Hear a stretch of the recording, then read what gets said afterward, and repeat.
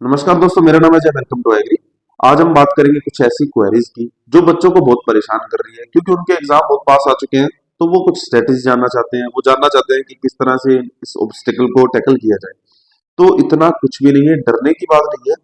ऐसा कुछ भी नहीं है जो आपने अभी तक पढ़ा नहीं हुआ। हाँ, कुछ नए सब्जेक्ट इंट्रोड्यूस हुए हैं, उनकी बात हम आगे करते हैं, लेकिन जो सब्जेक्ट आपने पहले पढ़ लिए हैं उनकी बात कर लेते हैं। आपने हॉर्टिकल्चर पढ़ लिया और एग्रोनॉमी पढ़ लिया। ये आपकी जो 11th 12th एग्रीकल्चर थी उसके अंदर आए हुए टॉपिक्स हैं। इसके अंदर वही होंगे सेम। वीड साइंस होगी, एलोपैथी वगैरह, सीड के बारे में आपने जो बात जानी है अभी तक, मैन्योर, फर्टिलाइजर, बेसिक। ठीक है, एग्रोनॉमी के बारे पूछ लिया, स्कोप पूछ लिया, इंपॉर्टेंस पूछ लिया, बिल्कुल बेसिक टॉपिक्स है, इनके अंदर कुछ भी नहीं है।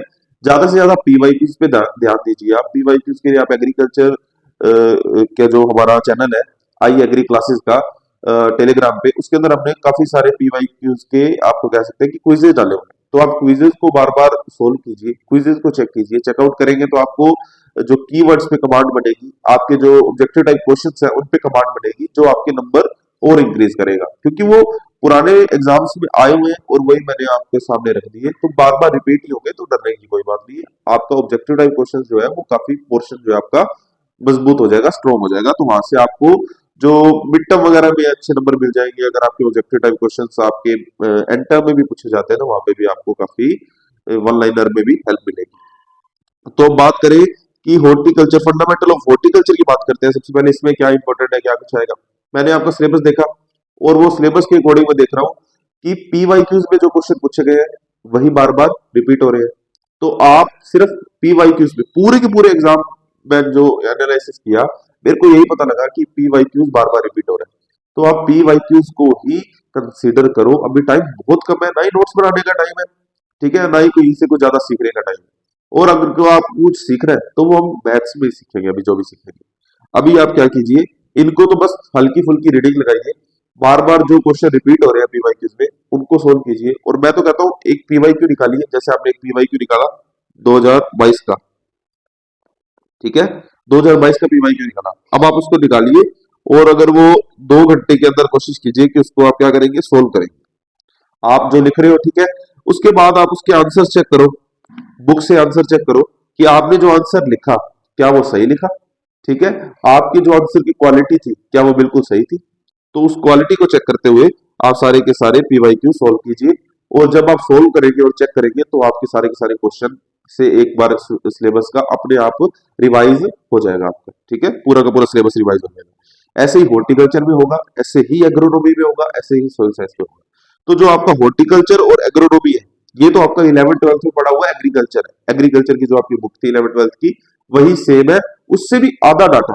जैसे एग्रोनॉमी में इतनी ज्यादा क्रॉप्स नहीं पूछी गई, वीड के बारे पूछ लिया, फर्टिलाइजर मैन्योर हो गया और सीड के बारे हो गया। एग्रीकल्चर एग्रोनॉमी का स्कोप और इंपॉर्टेंस होगी, बिल्कुल बेसिक बातें यहाँ तक की सीमित रख के पूछा गया।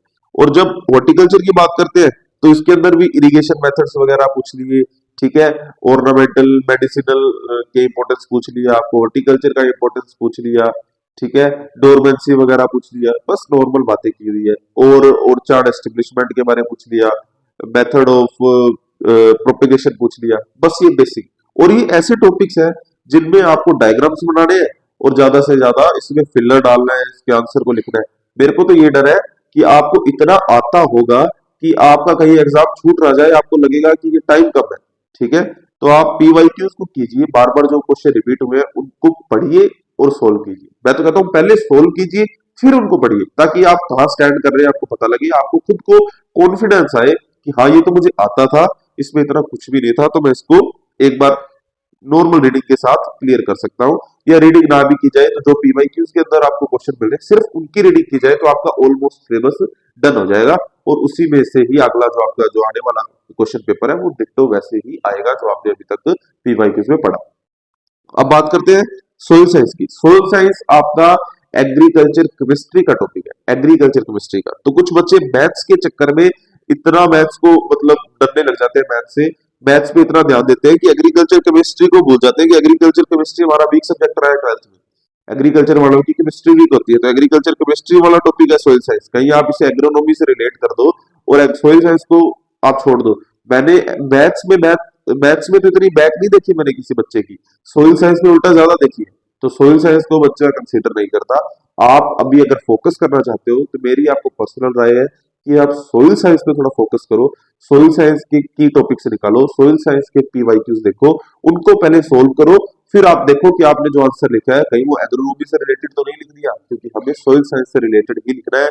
वेदरिंग ऑफ रॉक्स के बारे में लिखना है, हमें मिनरल्स के बारे में लिखना है, ठीक है। उससे रिलेटेड सारा डाटा हमें लिखना पड़ेगा, उससे रिलेटेड हमें फॉर्मूलाज लर्न करने पड़ेंगे, क्योंकि अगर फॉर्मूला पूछे जाएंगे तो फॉर्मूला आपको लिखना ही पड़ेगा। उसका कोई इलाज नहीं है, आप कुछ भी फिल्टर डाल के कुछ भी तुक्का नहीं लगा सकते, आपको लिखना ही पड़ेगा प्रॉपर। तो आप सोइल साइंस पे ज्यादा फोकस करें बजाय बाकी सब्जेक्ट के, ठीक है। अभी बताता हूँ कि मैथ्स ऐसे नहीं है कि मैथ्स को अवॉइड कर रहे हैं, मैथ्स में क्या बात आएगी वो अभी आगे बताता हूँ। अब एक सब्जेक्ट आता है आपका एग्रो इन्फो, कंप्यूटर से रिलेटेड। कुछ कॉलेज, बकायदा मेरा खुद का कॉलेज, मैं आपको बता रहा हूँ, एग्रो एग्रीकल्चर जो इन्फो है, ये सब्जेक्ट में आपको क्या करवाया हमें हमें उन्होंने, आपको बताता हूँ कि जो बीएड वगैरह या बीएससी नॉर्मल का जो कंप्यूटर होता है, एक तरह से आरएससीआईटी का जो जैसे कंप्यूटर का सब्जेक्ट होता है ना, वैसे वो सारा करवा दिया, कंप्यूटर की बेसिक नॉलेज, एमएस वर्ड वगैरह। और ये बिल्कुल भी नहीं था, ये बिल्कुल भी सब्जेक्ट का हमारा सिलेबस नहीं है। हमारे तो ई एग्रीकल्चर, किसान ऐप, इस तरीके का एग्रीकल्चर इन्फो में बताया जाता है। जो हमारा कंप्यूटर है, जो हमारा कंप्यूटर सब्जेक्ट है, वो एग्रीकल्चर से रिलेटेड है। तो आप सबसे पहले इसका सिलेबस निकालिए, इसको ऑनलाइन पढ़ने की कोशिश कीजिए, चैट जीपीटी से इंट्रोड्यूस कीजिए अपने सब्जेक्ट को, उससे बात कीजिए, आपको पता लगेगा कि ये सब्जेक्ट थोड़ा डिफरेंट है। ऐसा नहीं है इसमें कभी बैक आएगी, इसमें कभी बैक नहीं आती, आप थोड़ा बहुत भी लिख दोगे इसमें कभी बैक नहीं आएगी, बहुत बेसिक आपका ये सब्जेक्ट है, ठीक है। आपको अच्छे से अगर आंसर राइटिंग करनी आती है तो इसमें आप काफी नंबर ले सकते हो, ठीक है। और आपको बहुत ज्यादा नॉलेज होने की भी इसमें जरूरत नहीं है, क्योंकि ये सब्जेक्ट बस ऐसे आपको इंट्रोड्यूस करवाए गए हैं, इतना स्ट्रेस लेने की बिल्कुल जरूरत नहीं है नए सब्जेक्ट्स की, ठीक है। तो आप इनको बस पढ़िए, पीवाईक्यूज देखिए, जो जो क्वेश्चन आए हैं उनके आंसर लिखिए, ठीक है। आंसर लिखवाइए, चैट जीपीटी से लिखवाइए, वहीं से ही पढ़िए और वही आंसर आप लिख के आ जाइए, क्योंकि सेम रिपीट होगा, मैं आपको बता रहा हूँ। और इसमें अच्छे नंबर आ जाएंगे, बिल्कुल नया सब्जेक्ट है लेकिन अच्छे नंबर। इसका आप सिलेबस चेक कीजिए क्या है, ठीक है, ये बिल्कुल अलग है। कहीं आप कंप्यूटर एमएस वर्ड वगैरह पढ़ने लग जाओ, ऐसा कुछ भी नहीं आएगा एग्जाम में, कुछ भी नहीं आएगा ऐसा।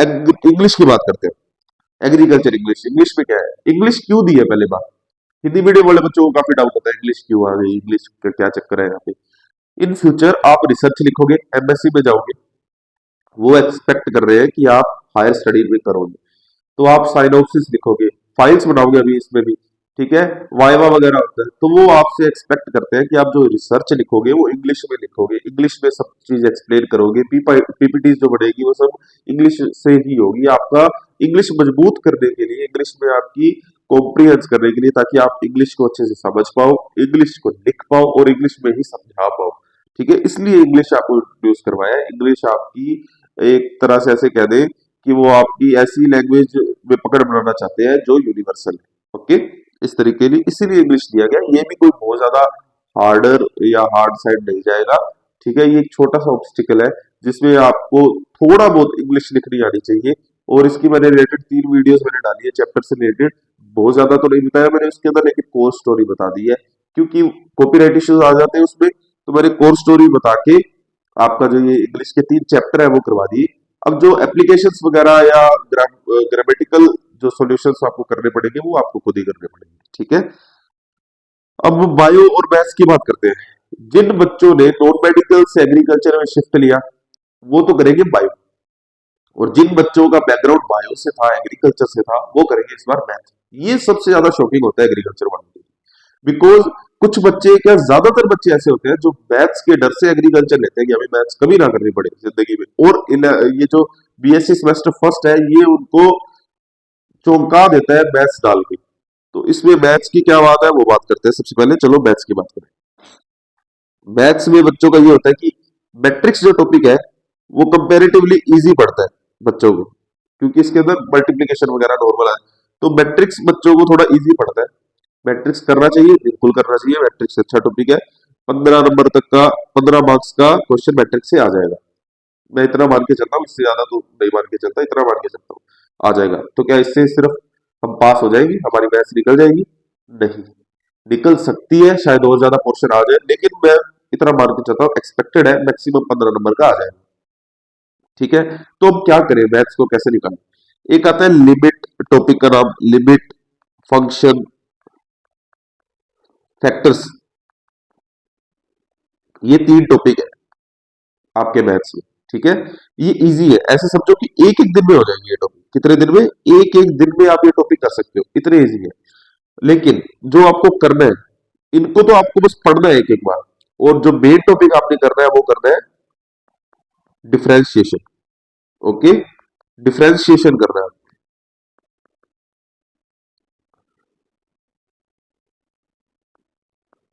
डिफरेंशिएशन को हम अवकलन भी बोलते हैं, अवकलन।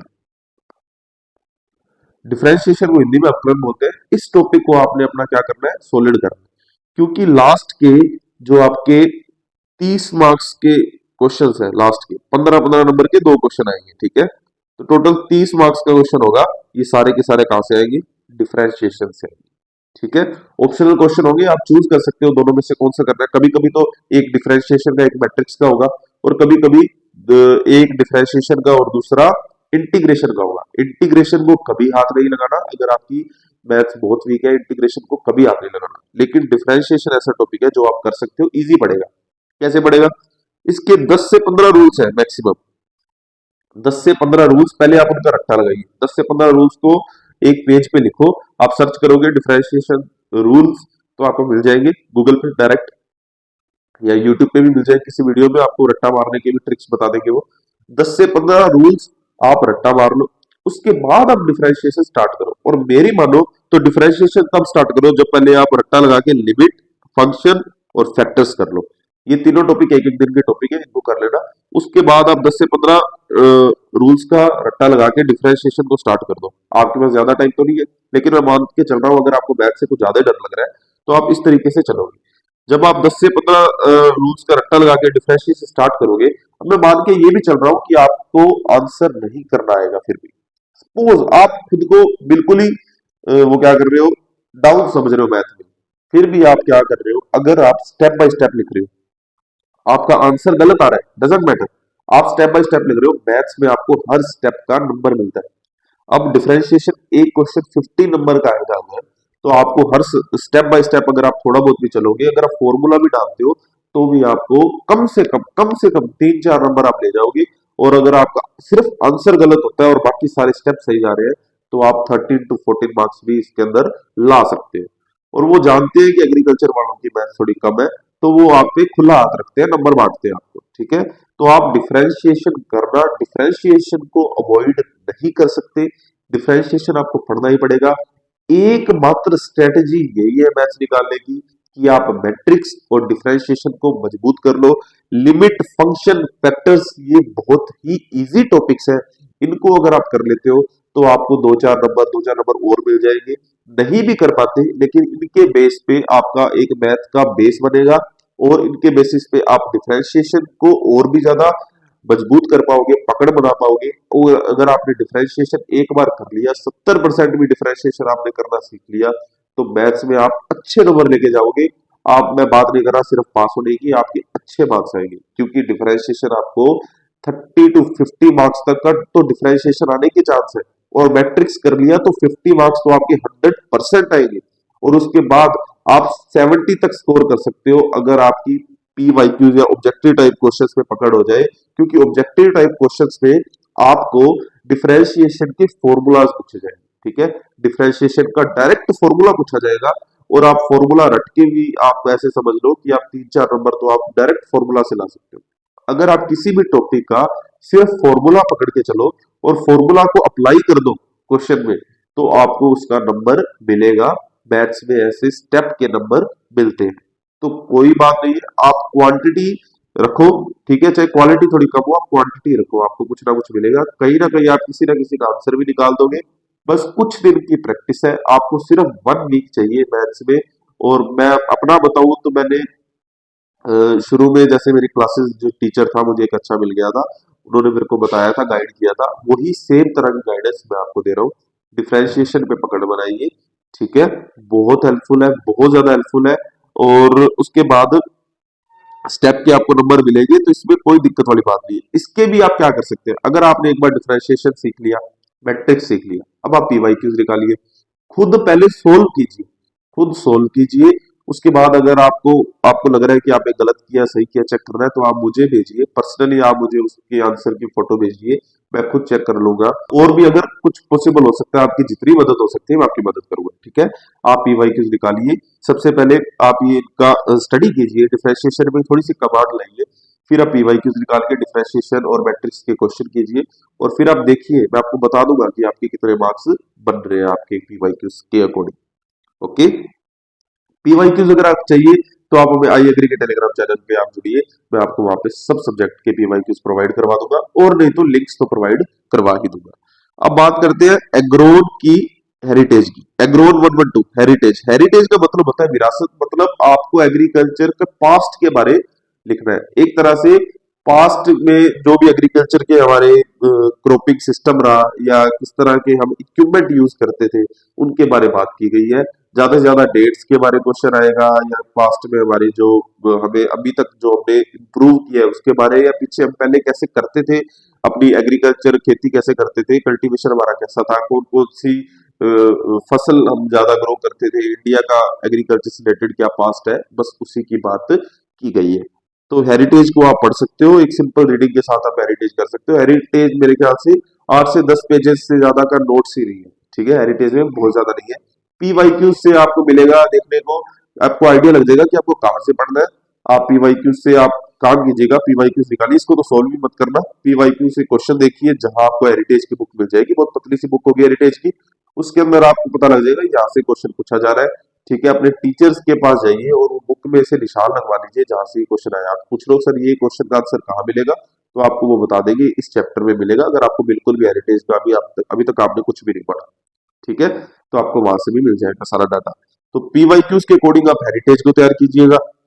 अब ये AG extension rural sociology and education psychology, ये आपका एसएसटी का टॉपिक है एक तरह से, ठीक है। इसके अंदर भी फिलर्स का काम चल जाएगा, आप फिलर्स कर दो, लेकिन आपको की हेडिंग्स याद करना बहुत जरूरी है।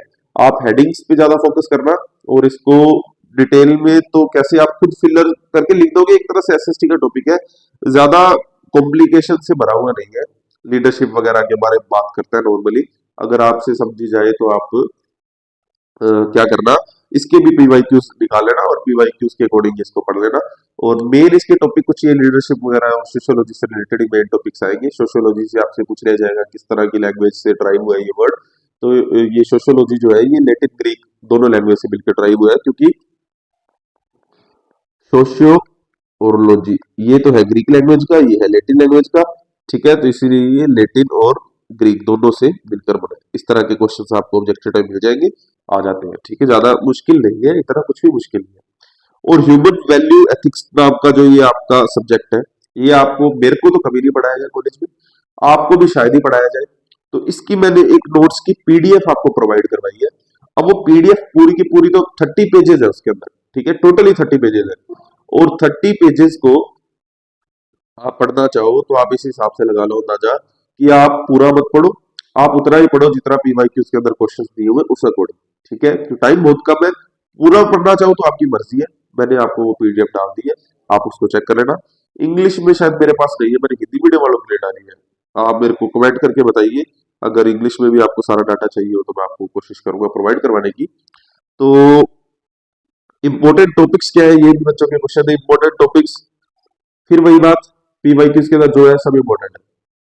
एक्सपेक्टेड क्वेश्चन वही जो पहले आए हुए, जो पिछले एग्जाम्स में आए हैं वही एक्सपेक्टेड है, सेम रिपीट होंगे, 70% नहीं, 80 to 100%, इसलिए बोल रहा हूं क्योंकि ऐसा कोई क्वेश्चन है ही नहीं जो नया आएगा, वही क्वेश्चन रिपीट होंगे, डिट्टो वही क्वेश्चन रिपीट होंगे, ऑब्जेक्टिव टाइप क्वेश्चंस भी सेम ही रहेंगे। तो मैं आपको इतना बार बार इसीलिए बोल रहा हूँ क्योंकि ये मेरी खुद की ऑब्जर्वेशन है कि पीवाईक्यूज के अलावा कुछ भी नहीं आता। अगर आप ऑब्जेक्टिव टाइप क्वेश्चंस पे भी कमांड बनाते हो, तो कल को आप जब एमएससी के लिए जेट का एग्जाम दोगे, यही क्वेश्चन आपको वहां मिलेगी, एक्स्ट्रा कुछ भी नहीं मिलेगा, ठीक है। और मैथ्स के बारे में मैंने आपको बता ही दिया, तो ये 2-3 आपके क्वेश्चन थे, उम्मीद करता हूँ आपकी समझ में आया होगा। तो आज के लिए बस इतना ही, मिलेंगे नेक्स्ट वीडियो के लिए सब्सक्राइब कर लीजिए, हम लोग क्वालिटी भी मिली रखते हैं, नेक्स्ट वीडियो मिलते हैं, thanks for watching, bye bye guys.